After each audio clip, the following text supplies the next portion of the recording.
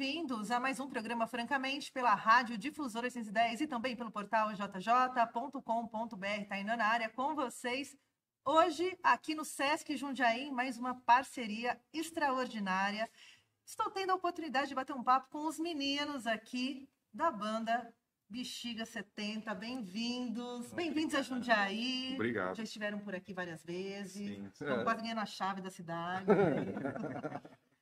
Falaram aqui que a última vez que eles estiveram aqui em Jundiaí foi antes da pandemia e Figueiredo era o presidente na época. Então, assim, a gente tem uma percepção estranha de tempo, né, com relação... A pandemia mudou um pouco mudou a nossa percepção de tempo. E como foi para vocês, né? Primeiro, apresentem-se, por gentileza. Eu sou o Cuca Ferreira, toco saxofone no Bexiga 70.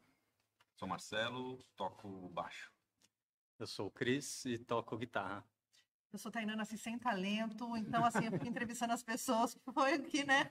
Pessoa aqui que não sabe tocar instrumento, é isso que a gente faz. Aí pega todos os talentos e põe aí para vocês assistirem. Meninos, a banda começa ali em 2010, 2011, ali com a história do estúdio, Traquitana, que eu fui pesquisar, é carroça com duas rodas, que tem a cortina de couro.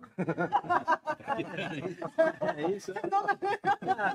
Não, tem uma interpretação mais aberta, né? Por favor.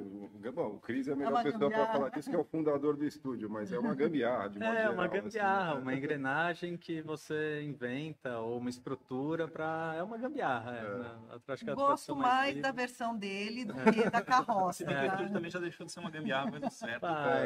De carroça também, agora tá bem... Mas já foi. No começo fazia mais sentido. Né, gente? Não era, assim, 10 anos, a gente tá falando de mais de 10 anos aí.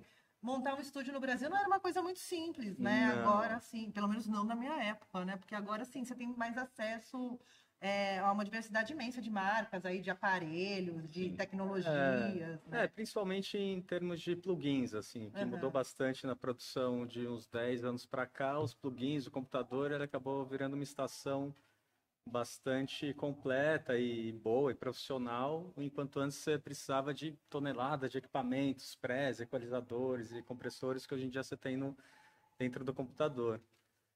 Mas essa foi uma mudança grande. E a gente, no começo, também teve a grande sorte de ter um padrinho, assim, nosso, que é o Tony Nogueira, que é um parceiro, nosso parceiro no estúdio, e que, enfim, foi quem abriu as portas para a gente começar a fazer os trabalhos lá. E logo na sequência, com a possibilidade que o estúdio permitia de ter ensaios com bandas grandes, a gente começou a ensaiar lá. E assim nasceu. Vai E nascendo. daí a própria história do nome, né? Que é o 70, do número 70 da Rua 3 de Maio, Bexiga é o bairro. O Bexiga ele tem uma característica bastante peculiar, assim, né? Porque é um bairro bem no centro de São Paulo e, ao mesmo tempo, ele tem um quê de bairro de cidade de interior, né? Você anda no Bexiga, ele tem um lance de praça, as pessoas, crianças. É uma cena que você não vê em São Paulo, né? Não sei como o Bexiga tem essa aura, assim, de se manter. Tem uma vocação, a gente costuma dizer isso, tem uma vocação e a gente chama também de periferia do centro ali. Nossa, bom nome. Que é do lado. Vou roubar pra mim. Que é do lado, só que tem exatamente essa peculiaridade. É um bairro muito vivo, onde as pessoas frequentam muito as ruas, tem as crianças nas ruas, tem... Né, o pessoal sem camisa, tem, enfim...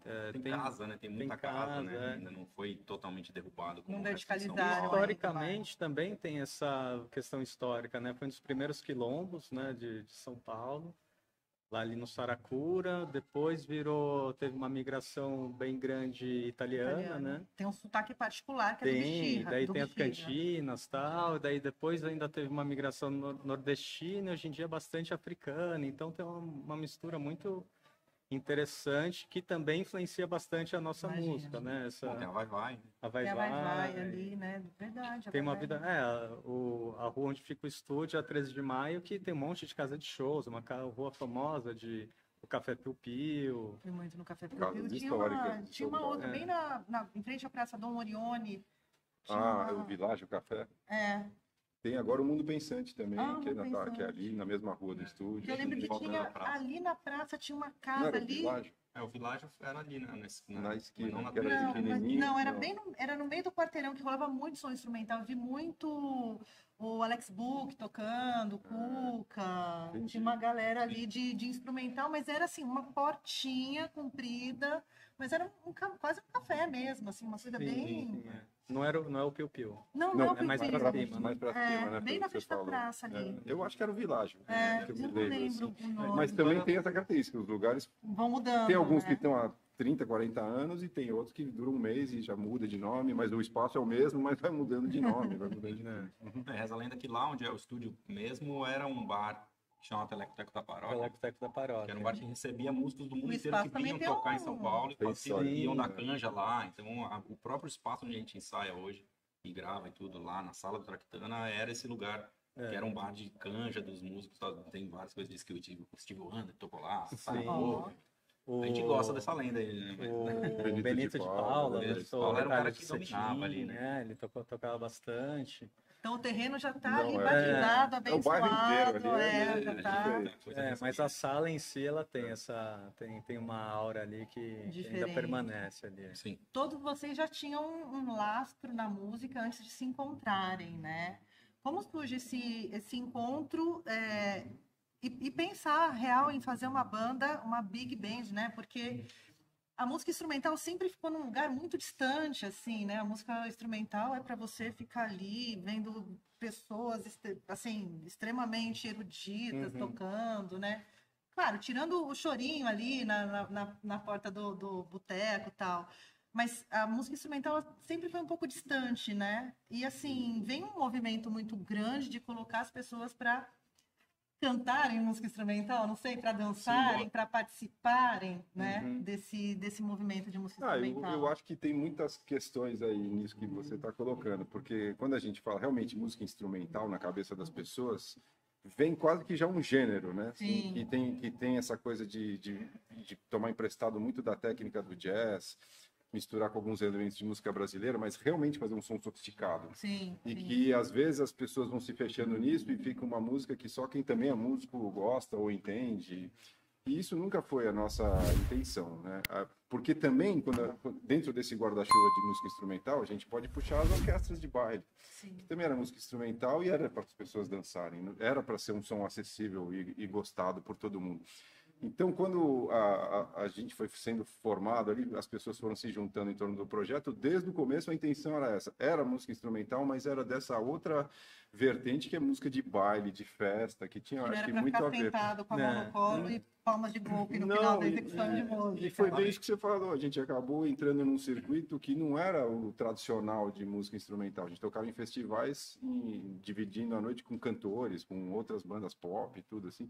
Porque a ideia sempre foi fazer um som instrumental, porém para dançar, para conectar com as pessoas, para quebrar essa vidraça que você falou aí, que realmente às vezes essa coisa de fazer uma música muito virtuosística e muito sofisticada acaba distanciando quem não é da música, né? E isso a gente não queria de jeito nenhum. Assim. Eu lembro quando a gente estava produzindo o PIB lá em São Paulo, que era um festival de música instrumental. Claro. Eu lembro assim de conhecer na curadoria um monte de banda de vários estilos assim de música instrumental com uma garotada, né? E aí você sai também desse lugar, né? Do senhorzinho que toca tal, e uma molecada muito jovem, abrindo mão de procurar o vocalista ideal da sua banda, né? De colocar na showbiz, procura o vocalista para a banda.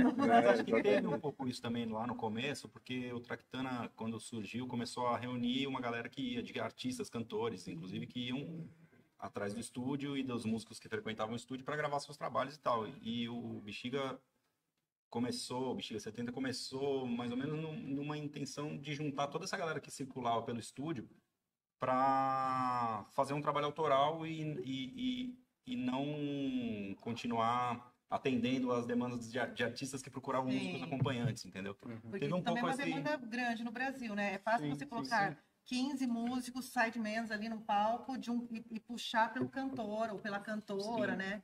E aí, porque tudo gira em torno de uma canção, de uma letra. Exatamente. Né? É diferente. De um artista. E aí botar isso, uma banda com 82 pessoas, que é o caso do... Chega 70, 70 não é o número do estúdio, gente, são 70 membros na banda. Mas, enfim, de colocar tudo isso e ter essa percepção também de quais são as influências que vêm, né? Porque acho que cada um... Eu perguntei do lastro musical, porque cada um traz uma coisa, né? Sim, cada um traz... Tipo, banda quando se junta, cada um vem com a sua banda, vamos fazer cover dessa, ou dessa, ou dessa, né? Mas é um pouco esse foi o debate, assim, porque quando você vai acompanhar um cantor, é isso, você está a serviço do cantor mesmo, e tem que estar a serviço daquela letra, tem uma história acontecendo ali. E o objetivo ali era realmente falando, não, mas e agora se a gente ficar a serviço de nós mesmos? e a gente pôr para fora aquilo que a gente quer fazer e tudo. E então nasceu com esse conceito e foi bem o que você definiu, assim, cada um trouxe a sua história, porque ninguém estava começando ali, todo mundo já tinha vários anos tocando e tal. E aí era isso, pega tudo que você aprendeu na sua vida e agora põe para fora e sempre tentar achar um jeito de encaixar as ideias de todo mundo dentro do som, né? E com esse viés não sisudo, eu lembrei de uma matéria, falei sisudo porque eu lembrei de uma matéria que saiu no começo, que falava exatamente isso, né, que a gente quebrou a sisudez da música instrumental, que é exatamente isso que você falou, assim, sabe, não é, tem as virtuose, tem o lado mais jazzístico, mais experimental, mas é uma música que a gente trabalha na chave da dança, do corpo, do mantra, do transe, até uma palavra que aparece bastante, que é isso, é uma hora quando você vê, você está dançando, você está mexendo, aí você não sabe porque a banda ali, ó, tem dancinha, tem coreografias. Assim. Isso foi no show, a gente foi desenvolvendo no show. Anterior a artistas de TikTok, entendeu? Bexiga antes do TikTok já tinha. Ensaiar seria bem Figueiredo já tinha. Eu acho que a gente está falando tudo isso se colocando num lugar distante, né, do mundo da música instrumental, mas eu acho importante dizer duas coisas. Que a gente tem muito na nossa bagagem, né, musical. A música instrumental, essa que a gente está se referindo aí, a tal dessa música sisuda aqui, há controvérsias e tal, mas então a gente bate muita cabeça para muitos desses músicos que são esses músicos da linhagem instrumental. Porque falar que Hermeto Pascoal é sisudo... Então, eu penso mais nesse lugar quando você fala a música instrumental... Tem quase uma relação direta. Tem que estar lá na Sala de São Paulo, tem que ter um sapato. Quase música erudita. Esse lugar que leva. Né? Mas assim, a gente bebe muito nessa fonte mesmo da Sala São Paulo, aí, da música instrumental extra. A gente gosta muito, ouve até hoje. E em relação aos cantores, naquela época que a gente fez uma banda para ser o levante dos músicos, não é que a a gente estava renegando essa parte, a gente faz até hoje, a gente acompanha cantores que adoram. A gente estava fazendo uma outra coisa, mas Nossa, acabando com vários convites dos caras aqui. Não, a gente ainda faz isso e gosta. Assim, não é uma coisa... Foi uma outra coisa que a gente resolveu fazer, mas a gente ainda acompanha cantores e gosta. Coisa, assim, porque vocês também, na sonoridade de vocês já conseguiram se definir aí, assim, com... Cara, nada muito mais fechado do que música urbana dançante. Porque cara, tem tanto gênero misturado, né? Não sei. Mas é sempre... Na verdade, a gente acha que a gente é um pouco a cara de São Paulo e a cara do bairro do Bexiga mesmo, que é essa coisa de ter vários elementos que não necessariamente se misturam. Às vezes todos estão convivendo ao mesmo tempo ali, sem virar uma outra coisa. Né? Às vezes harmonicamente, às vezes não tão harmonicamente. Às vezes meio estranhamente, às vezes... Cosmopolita, não sei, essa é a pergunta do milhão pra gente, assim, qual o estilo de vocês? Né, porque assim, tem um negócio de indústria que tem que colocar numa prateleira para você em tal festival, você tem que caber aqui. No começo tinha um Afrobeat muito próximo, assim, né, da gente foi um momento que o Afrobeat tava se popularizando um pouco mais, né, foi um dos ciclos de popularização. E eu acho que ele se encaixa bem até a página 2, no nosso caso, assim, que é, tecnicamente, né, a mistura do jazz, do funk, do soul, da música africana, no caso do Afrobeat. A gente também faz essa mistura, só que descendo aqui para a América Latina, muito no Brasil, mas também bastante da América Latina, e depois, com o tempo, com as viagens, as turnês internacionais, que a gente começou a conhecer músicos do mundo inteiro, da Índia, do Japão, do Uzbequistão, daí... É a banda da ONU, gente. É isso. Todos os elementos mundiais estão incorporados. A gente já fez quase 100 shows, não é? Mais 100 shows internacionais. Então, e muitos em festivais de música do mundo, né? O que é um fila, um recorte lá. E a gente conheceu muita gente, foi muito legal, muito importante para nossa experiência e, né, isso trouxe no Marrocos. Quando vocês vão tocar fora, quem que é o público de vocês? Porque assim, tem artistas que saem do Brasil para fazer turnê internacional. Tem gente que se depara com um público completamente aberto às experiências, a linguagens e tal, e tem público que se depara com brasileiros que vivem ali, com comunidades brasileiras, uma coisa... O nosso público não é majoritariamente brasileiro, não é... Não é a comunidade brasileira com saudade de casa? Tem também, claro, bastante gente. Depende do lugar que a gente vai tocar, mas... Às vezes é porque a galera fica sabendo que tem uma banda do Brasil e vai, mas nem conhece a gente, assim. É diferente, sei lá, de vai uma banda... Sei lá, você vai o Paralamas do Sucesso, que é conhecidaço, há 50 anos. Os brasileiros que moram lá vão querer ir porque vão querer ver e tal. No nosso caso, nunca foi isso. E em vários lugares as pessoas lá achavam que a gente era mais famoso aqui no Brasil. Realmente era. A gente não é famoso, né? A gente tá num mid-stream, assim, pode-se dizer, né? A gente...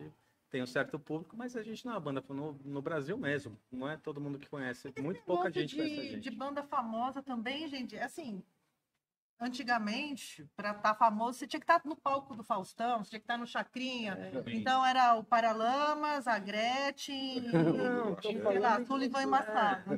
Qualquer coisa assim, né? Não, de ser popular no sentido de, sei lá, no mercado da Lapa, não sei se as pessoas conhecem tanta gente, sabe? A gente é bastante conhecido em determinados circuitos.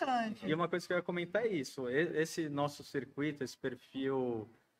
no qual a gente circula bastante, do Sesc, de festivais e do que tem rolado da cena atualmente, esse tipo de gente se reproduz no mundo inteiro. Sim. E esse tipo de público, alemão, holandês, de onde quer que seja, ele existe lá, ele se identifica com a gente também.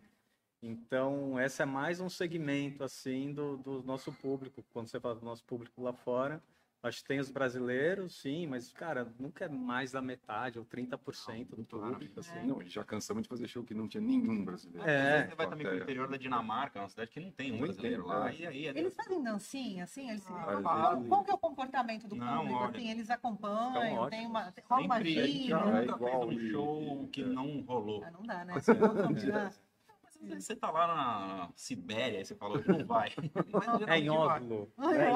Cara, mas não foi esse show. Eu tava, galera, no trenzinho. Cara, aqui, ó. Pedindo uma carena. Não, as pessoas, eu acho que você perguntou o negócio do gênero, eu fiquei pensando nisso, porque por um lado, como a gente não tem letra por ser instrumental, e a gente faz esse som meio que mistura tanta coisa junto, a gente acabou entrando num circuito de festivais que é um show que os caras adoravam contratar, porque isso, podia ter gente velha, gente nova, gente que não precisa falar português para entender o que a gente está falando, porque não tem letra, não sei o quê. Então, é um show que acaba entrando em vários perfis de público, assim, e é meio isso, a gente vê perfis muito distintos.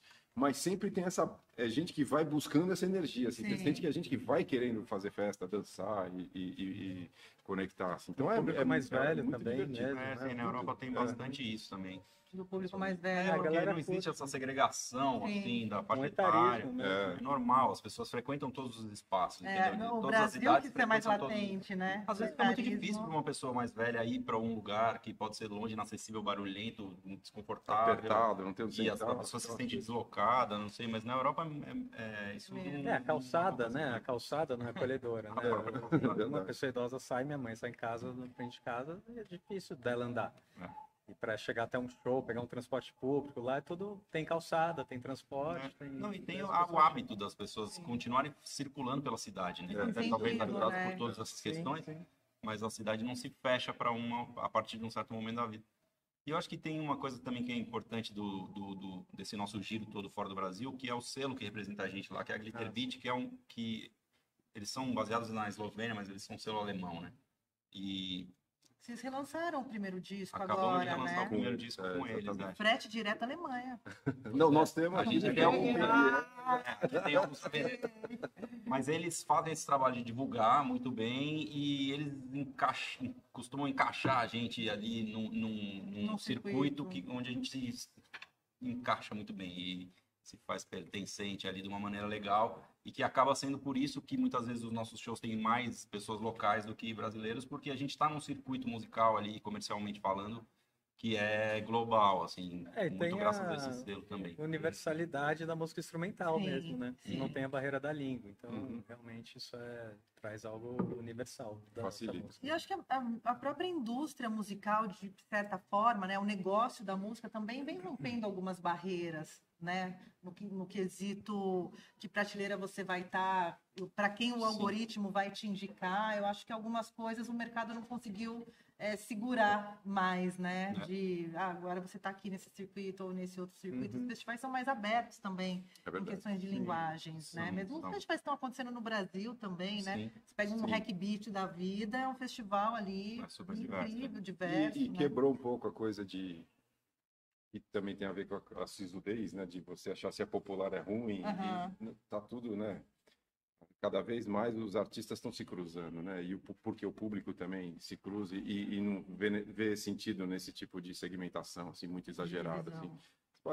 Não gosto de sertanejo, tudo bem, mas mesmo o que é sertanejo hoje? Já misturou com tanta coisa, né? Que já tá tão diferente do que já foi.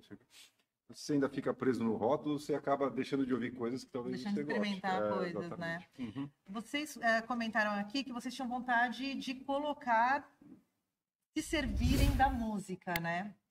E aí vocês lançam um disco muito rapidamente. O primeiro disco de vocês saiu logo de cara, assim, vantagens do estúdio, um monte de músico querendo trabalhar, né?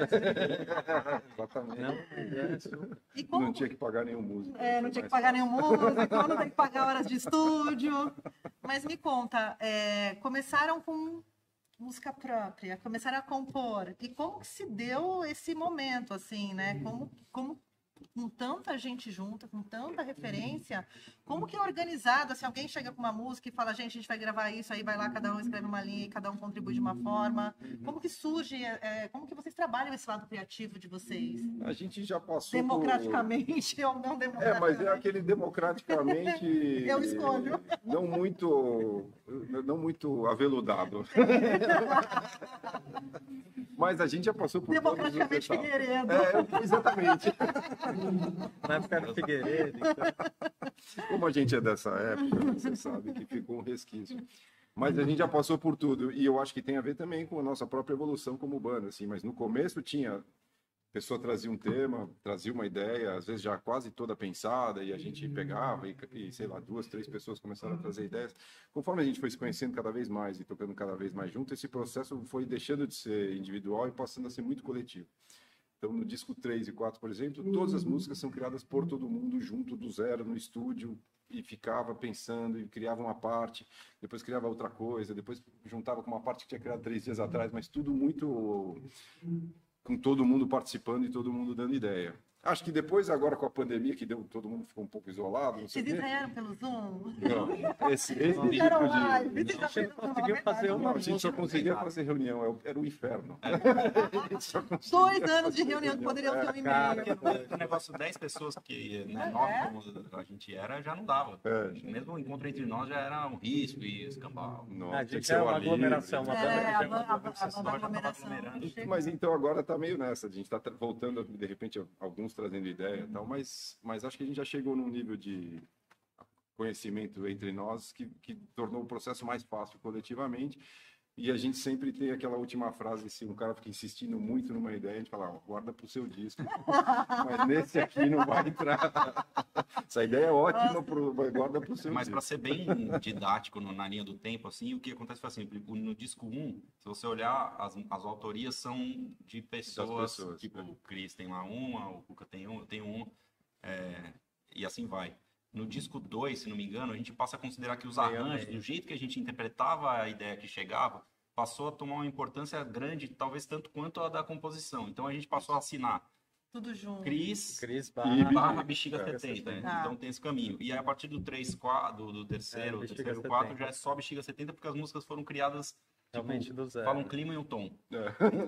Nesse bemol menor. Fala uma cor e um cheiro.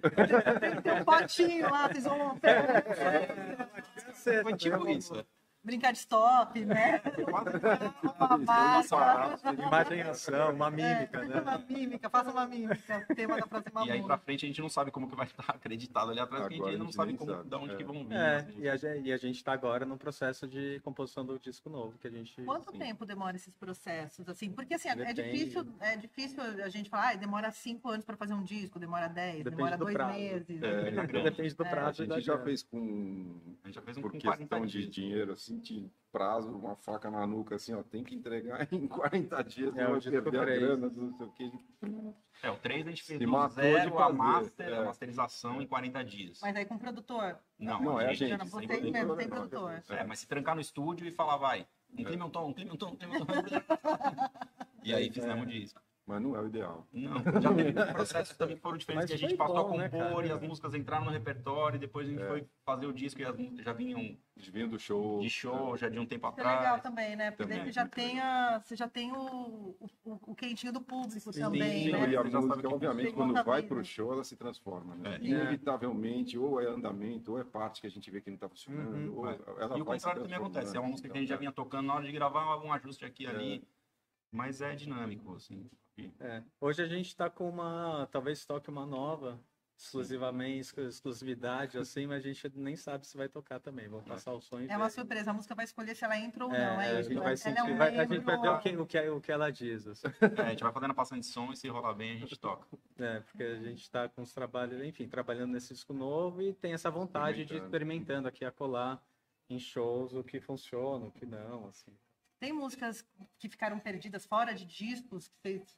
Tem. Vamos dar uma olhadinha pra ela com carinho, que talvez... Não, a gente nunca fez. De resgatar coisas que ficaram para fora, a gente nunca fez. Joga fora pra sempre? O que acontece é que às vezes tem umas músicas que a gente tem certeza que são legais, que vão entrar, depois a gente começa a pôr no chão, vai para uma fazenda de músicas.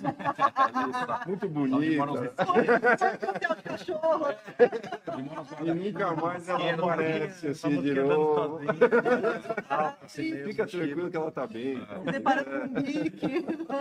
Mas é engraçado, porque, por exemplo, o disco 4, a gente deixou para fora mais 2 discos, porque a gente estava numa fase que a gente estava tanto criando tanto, que foi uma peneira tão grande que ficou muita coisa para fora, mas a gente tenta evitar essa tentação aí de, vamos resgatar umas coisas que não entraram da outra vez, que foi feito já em outra época, uns anos atrás. A gente fala, não, isso já não é mais o que a gente está fazendo agora. O que acontece é que músicas que a gente já tocou bastante e gosta, e que por algum motivo saíram do repertório, elas podem voltar em algum momento. Pro músicas repertório, que a gente sente que, não sei, essas aí geralmente ficam para trás. Vocês já fizeram cover de vocês mesmos? Tipo, tem aquelas músicas da Fazendinha lá, junto com o guarda-chuva de pique, e aí vocês começam a tocar e falam, mas a gente já não fez isso. Esse é o nosso maior medo, na verdade. É um grande medo. A gente acha que quando a gente chegar nesse lugar, acabou a banda. Ai, que horror, gente! Verdade, nunca mais fazer essa pergunta pro convidado. Não, a pergunta é ótima, porque é uma discussão que a gente tem na banda mesmo, assim, e porque às vezes a gente vê em artistas que a gente gosta, que o cara, 30 anos depois, ele tá imitando o negócio que ele faz. Porque vira cover dele mesmo, né? Exatamente, Aí perde o brilho artístico, assim, né? Então é um medo nosso, assim mesmo, a gente... E é um risco e uma tentação, né? Porque é fácil, né? Sim. Você pegar a sua música e fazer um simulacro dela mesma.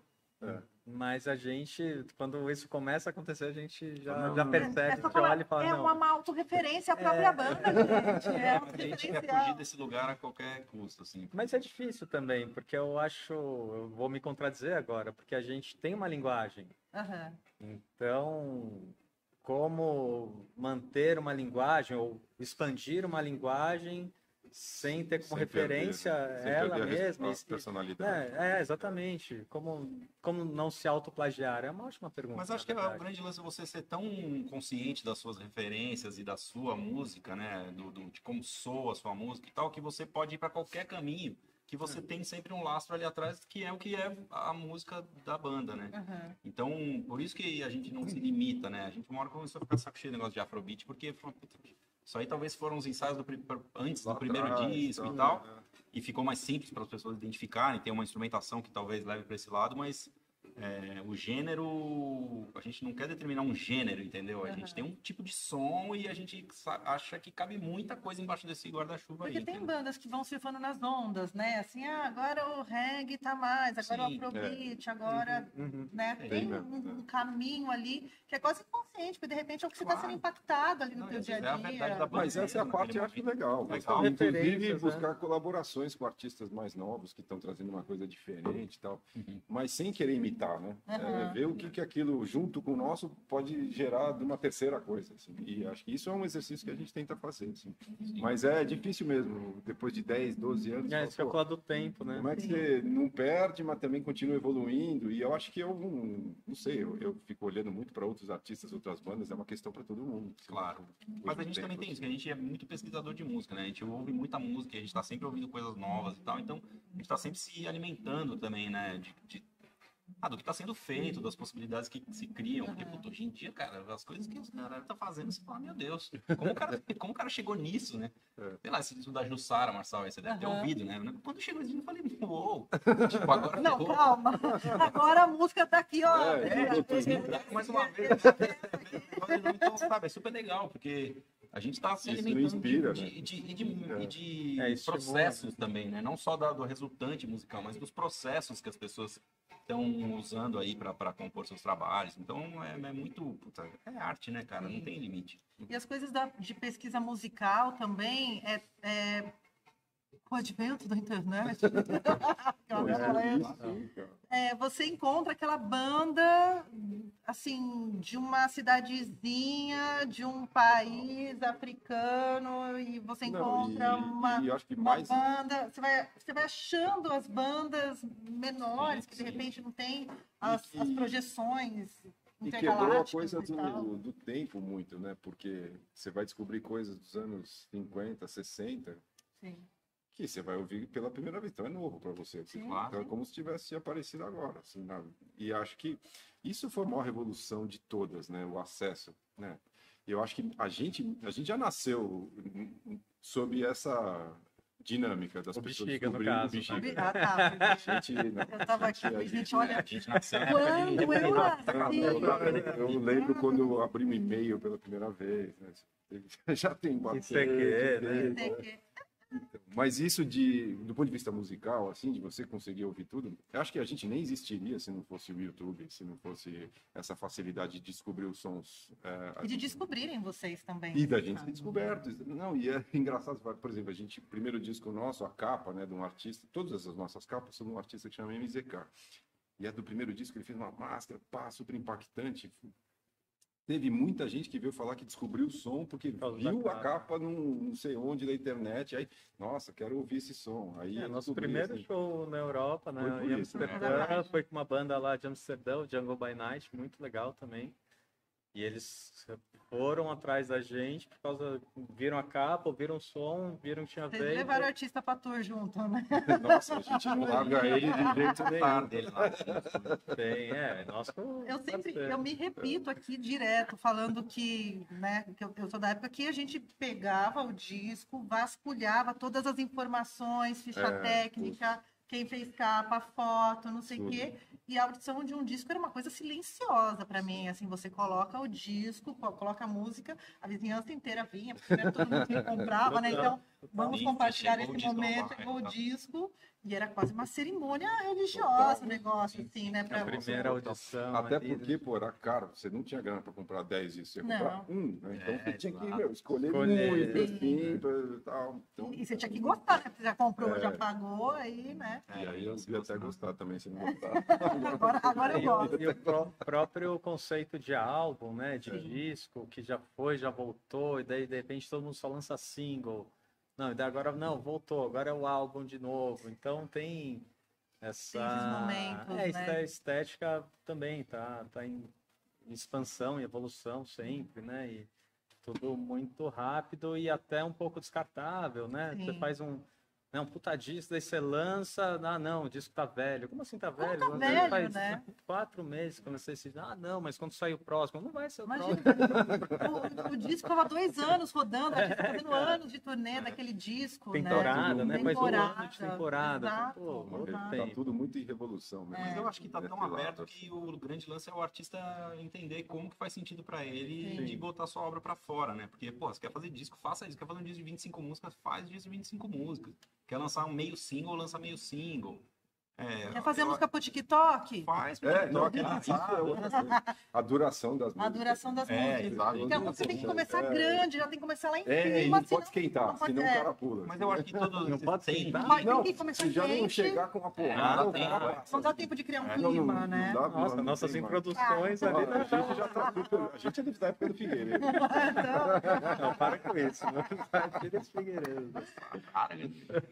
Menino, vocês relançaram o primeiro disco. Teve modificação no disco? Você não falou assim, tipo, vamos regravar essa? Ou foi só Acho que foi remasterizado, não, nem isso. remasterizado? Eu acho que nem isso. Não, Mas acho que- eu exatamente acho que não. são os mesmos fonogramas. Tudo, São os mesmos. tudo igual. Só fez mesmas uma gravações. É porque o disco fez 10 anos e foi um disco que a gente nos fez aparecer e nos fez ser contratado. A gente começou a nossa carreira para valer por causa desse disco. E, ao mesmo tempo, a gente, na época, acho que fez 1.000, 2.000 vinis e eles venderam muito rápido. E aí ele ficou sumido de catálogo esses 10 anos todos. Então, tinha muita gente vinha atrás da gente, pô, e o primeiro disco, vocês não vão relançar? Tava uma bala, tipo, o Mercado Livre acho que tava R$800, R$1.000. Vocês acabaram com o mercado dos Ainda colecionadores. tem, né, cara? Não, mas você sabe que é, presta a turma. A primeira A primeira, prensa vai ser então. sempre a primeira Tá no prensa. plástico ainda, né?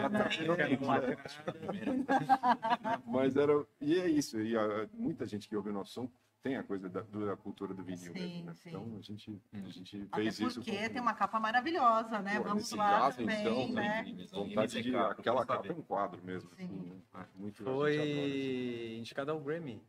A capa. Sim. É. A capa. A capa. A capa. Não, o disco não. É a capa. Sério, melhor capa. A gente A gente já viu várias matérias falando, pô, fui atrás de essa capa incrível, fui ouvir que porcaria. Mentira. Já, Não, mentira. isso é exagero. Não, nem Não sei o que eu falei. aquela. Então, deixa eu falar.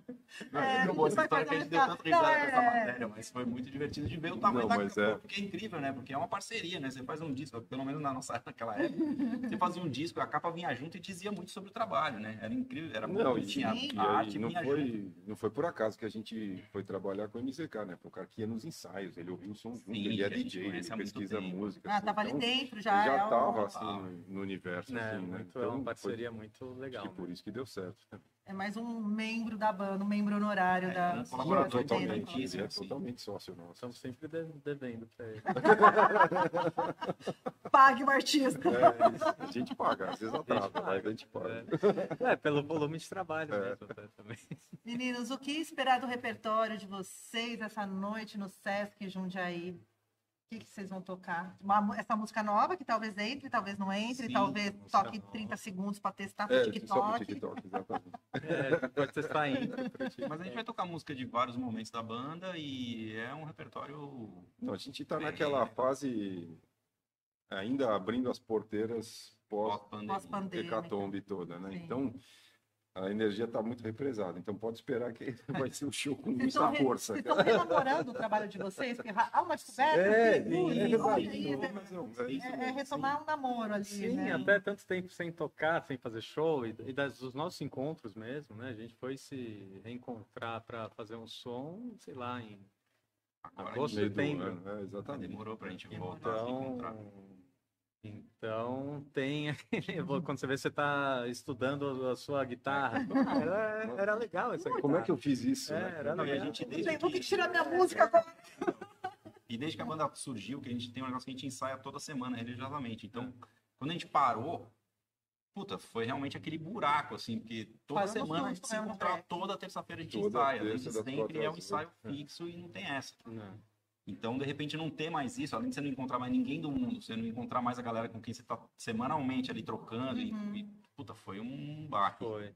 E pra mim, pra todo mundo, na verdade, mas a falta da da endorfina, da adrenalina do show, assim, foi uma crise de abstinência, assim, mas eu vi que isso fazia uma falta físico-química muito grande, assim, para todo mundo, assim, mas eu comecei, quando eu comecei, 1000 coisas, né, virei pai também, né, 3 meses antes da pandemia, e chegou uma hora que o que tá incomodando, o que era, fui achar, era isso, era falta de show, era falta de sentir essa adrenalina que a gente no palco, vai estar daqui a pouco, porque a gente curte muito, é um show que a gente se diverte muito, são músicas que a gente são nossas, que a gente se identifica e gosta de expor elas e dividir elas com o público, a resposta do público é sempre muito positiva, é uma coisa que bate e volta realmente, né, e é essa espiral que a gente vai construindo.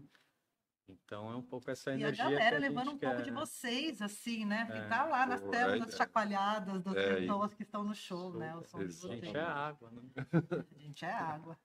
Gente, eu tenho que acabar aqui, porque tem uma pessoa aqui, só com o reloginho, Rafa, a fiscalização aqui do horário. E eu não quero atrasar o show da galera aqui, mas agradeço demais esse papo. Obrigado mesmo. Nossa, foi uma delícia. Muito obrigado aí por terem recebido. Obrigado, imagina, obrigado por terem vindo aqui. O Sesc Jundiaí, obrigado real aqui em nome do Rafa, mas agradeço a todo mundo do Sesc Jundiaí que faz isso acontecer. Geralmente a gente grava lá no estúdio, mas o Sesc pede, a gente vem, porque o Sesc a gente tem que obedecer. O Sesc Jundiaí a gente pediu, a gente obedece, que é assim que funciona. Eu tenho juízo, né? A gente obedece. A gente tá nessa 10 vezes. É assim que funciona. Tem um altar lá do MZK, um altar do Sesc. A gente vai escolhendo os nossos oráculos. Exatamente. Ali, né? Vai fazer os nossos altares. Bexiga 70 com vocês no Francamente. Obrigada, Sesc Jundiaí, obrigado pela companhia. Eu vou ficando por aqui. Fiquem bem, acompanhem a programação da rádio também. Francamente, no YouTube, no Spotify, no Rumble ou qualquer plataforma de sua preferência. Abre sua torneira, estarei lá falando na sua orelha. É isso. Fiquem bem, bebam água e tchau. Pronto, liberados. Legal. Francamente, com Tainan Franco.